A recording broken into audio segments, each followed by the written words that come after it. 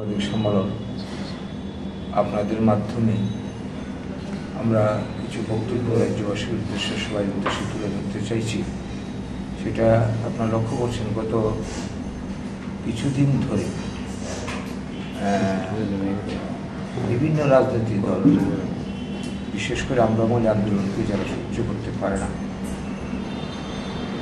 তারা আমাদের একটা বিক্ষোভ মিছিল এবং সভা হয়েছিল আগরতলার 30 আগস্ট।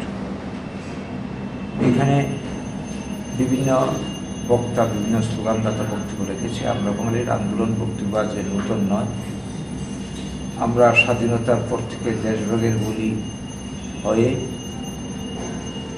এই দেশের ভূমিপুত্র বাঙালি আজকে গোটা দেশে আমরা বিচারিত হচ্ছে, আক্রান্ত হচ্ছে, বাংলা ভাষায় কথা বলতে পারছি।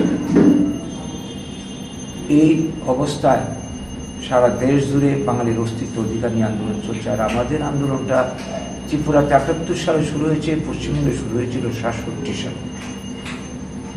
তো এই ধারাবাহিকতায় আমরা যেটা চাইছি, আমাদের উপর নির্যাতন বন্ধ হোক, আমাদের সাংবিধানিক অধিকার ফিরিয়ে দেওয়া হোক। এটি হচ্ছে মুদ্রা কথা। আমাদের রয়েছে একটা উন্নত আদর্শ, যার নাম প্রাউড।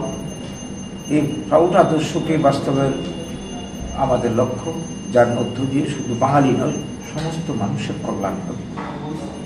এক কথা এটা শোষণ মুক্তির আন্দোলন। তো এখন এই যে আন্দোলন আমরা করে যাচ্ছি, আমরা লক্ষ্য করছি দেশভাগের পর প্রতিশ্রুতি তো পূরণ হয়নি, উল্টো ত্রিপুরা সহ উত্তর পূর্বাঞ্চলের বিভিন্ন রাজ্যে একের পর এক বাঙালি বিরোধী আইন পাশ হয়ে চলেছে। করতে করতে আমাদের ত্রিপুরার অবস্থা দেখুন, 70% জায়গায় বাঙালি এডিসির ভূমির অধিকার নেই, ব্যবসা চাকরির অধিকার সীমিত, নিরাপত্তা নেই। 80 জনের গণহত্যার পর থেকে বহু মানুষ স্বজন হারা, সম্পদ হারা হয়ে পথিভিখিনীর মতো ঘুরছে। এরা বাঁচবে কি করে? ত্রিপুরা ছেড়ে কোথাও যাওয়ার কোনো উপায় নেই। একই অবস্থা চলছে আসামে। তো এখানে আমাদের দাবি সংবিধান মোতাবেক, প্রতিশ্রুতি মোতাবেক তাদের পুনর্বাসন ভূমির অধিকার দেওয়া হোক। এইখানে বাধা হয়ে দাঁড়িয়েছে কিছু রাজনৈতিক দল। আগের আমলে সিপিএম, এখন নতুন করে উপজাতি ভিত্তিক দল মথা যে স্লোগান তুলছে, সৃষ্টির পর থেকেই এরা বলছে ভোগের বাংলাদেশ। এখন অনুপ্রবেশ একটা সমস্যা নতুন করে দেখা দিয়েছে, এটা ইদানিংকার কথা, কিন্তু এই স্লোগানটা অনেক আগে।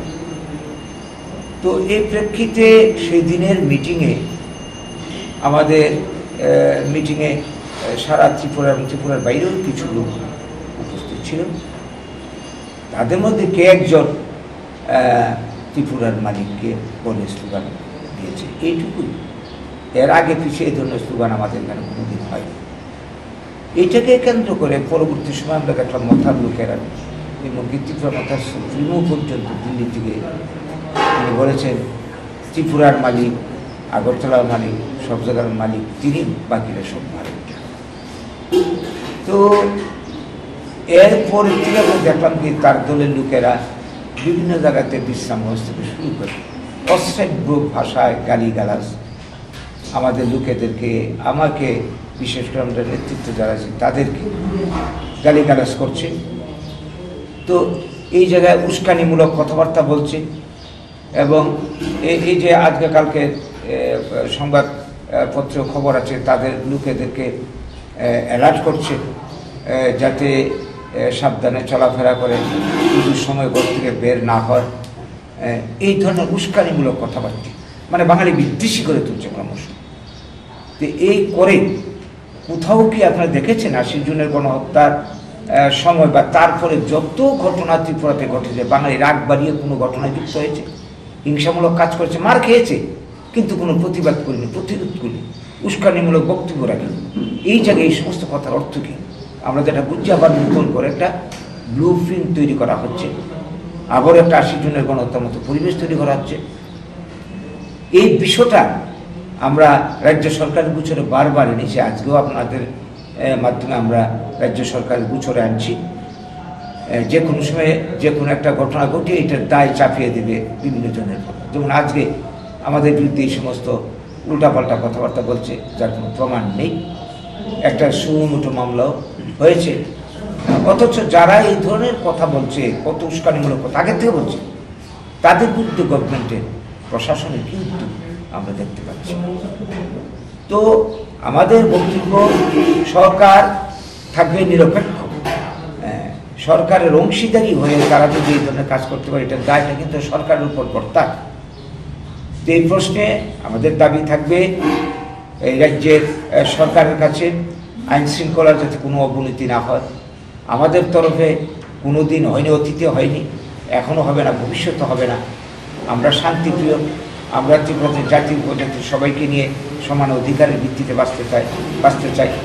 যে শান্তি 78 সালের আগে আমরা অনেকটা দেখেছি, সেই অবস্থায় আমরা ফিরে যেতে চাই। ত্রিপুরার সব মানুষের উন্নয়ন চাই, জাতি উপজাতি নির্বিশেষে 100% মানুষের কর্মসংস্থান চাই। এটা হচ্ছে আমাদের লক্ষ্য এবং আমাদের মুদ্রা কথা। আর আমাদের অধিকার যেখানে যেখানে যাচ্ছে সেখানে আমাদের বক্তব্য থাকবে, দাবি থাকবে, কথা থাকবে। এটা আমাদের গণতান্ত্রিক অধিকার। এটা তো আমরা করছি, সবাই যেভাবে করছে সেভাবে করে যাচ্ছে, এর মধ্যে কোনো আমাদের অপরাধ থাকতে পারে।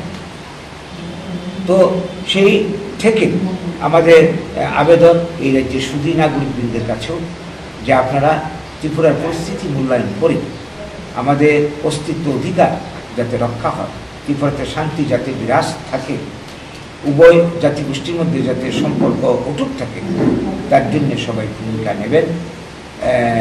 এবং পূজার দিনগুলি যাতে শান্তি সম্পর্কে কাটে সেই দিকে লক্ষ্য রাখবেন। কেউ যাতে কোনো উস্কানিতে কোনো প্ররোচনা ফাঁদে পা না দেয় সেদিকে লক্ষ্য রাখবেন।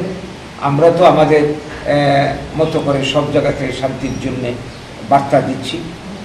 তো সেই বার্তা আপনাদের মাধ্যমে আজকে রাজ্যবাসীর উদ্দেশ্য দিলাম। তো আমাদের বক্তব্য সংসারে এটিই বলবো, অপরাধ যারা করে, সংবিধান যারা ভঙ্গ করে, তারা সবাই অপরাধ। এখানে দলের বিচার, ব্যক্তির বিচার হতে পারে এবং আইন অনুযায়ী যেটা বিধান সেটাই হবে, সেটাই হওয়া উচিত, সেটাই হোক। তারপরে ত্রিপুরাতে শান্তি বজায় থাকবে। আমাদের আদর্শ যেটা প্রাবুক দর্শন, সব মানুষের কল্যাণ। এখানে আমরা উপজাতিকে বাদ দিয়ে, কাউকে বাদ দিয়ে চিন্তাই করতে পারি। এই রাজ্যে যারা আছে সবাই রাজ্যেরই বাসিন্দা, এই রাজ্যেই থাকবে। এই রাজ্য থেকেই আমরা সবাই মিলে রাজ্যের উন্নয়ন করব। এটা হচ্ছে আমাদের তরফে বার্তা। নমস্কার। হ্যাঁ, ডাকাইছে, আমরা ডাকাইছে, তারা যা জানতে চাইছে আমরা খুশি। তথ্য প্রমাণ তো তার কাছে আছে, আমাদের কাছেও আছে। আপনারা তো আপনাদের বিরুদ্ধে মামলা নিয়েছে, আপনারা কইছেন যে ত্রিপুরা আপনাদের, আপনি তো প্রদ্যুৎ বাবুও কইছেন, প্রদ্যুৎ বাবুর বিরুদ্ধে কোনো মামলা নাই, সে বিষয়ে কি আমরা না, আমাদের স্লোগান, আমাদের এই যে এত লোক 1-2 লোক জড়ো হয়েছে, এর মধ্যে একদম সেন্টিমেন্টে থাকতে শিখানোর স্লোগান। কেউ যে আমরা শিখাই দিচ্ছি, আমি তো কোন অবস্থাতে এই ধরনের স্লোগানের পক্ষপাতি নেবার দিই না। আমি এই ধরনের স্লোগান স্বতঃস্ফূর্তভাবে স্লোগানটা উঠে এসেছে, তো পরক্ষণে বন্ধ হয়ে গেছে। তো আমরা তো বন্ধ করে দিয়েছি। এর আগে পরে এই ধরনের কোনো কথাবার্তা কোনো দিন হয়নি, আর হবেও না। কিন্তু প্রদ্যুৎ বাবু যে স্লোগান, তার দলের লোকরা যে এইভাবে উস্কানিমূলক কথা অনবরত বলে যাচ্ছে, তার ব্যাপারে গভর্নমেন্টের মানে ভূমিকাটা নেই, সেটি হচ্ছে বড় কথা। আমাদেরও বক্তব্য, এই রাজ্যের মানুষেরও বক্তব্য। তো একতরফা তো হতে পারে না শান্তি প্রতিষ্ঠা। একজন অনবরত উস্কানিমূলক বক্তব্য রাখবে, উস্কানিমূলক কথা বলে মানুষকে উত্তেজিত করবে, আর অন্যরা নীরব থাকবে, এটা তো চলতে পারে। প্রদ্যুৎ বাবুর বিরুদ্ধে আপনারা কোনো মামলা করার কোনো পরিকল্পনা না? এই ধরনের ভাবনা আমরা এখনো ভাবিনি। আমরা আবেদন রাখছি ইন জেনারেল সবাই কাছেই, যা মানুষ মাত্রে ভুলভ্রান্তি করে থাকে, ভুল হয়েই থাকে, থাকতেই পারে। তো এইটা ভুল যদি কেউ করে থাকে, এটা সংশোধন করে নিন, আর ফার্দার যাতে এই ধরনের না হয়, এটা আমরা চাই।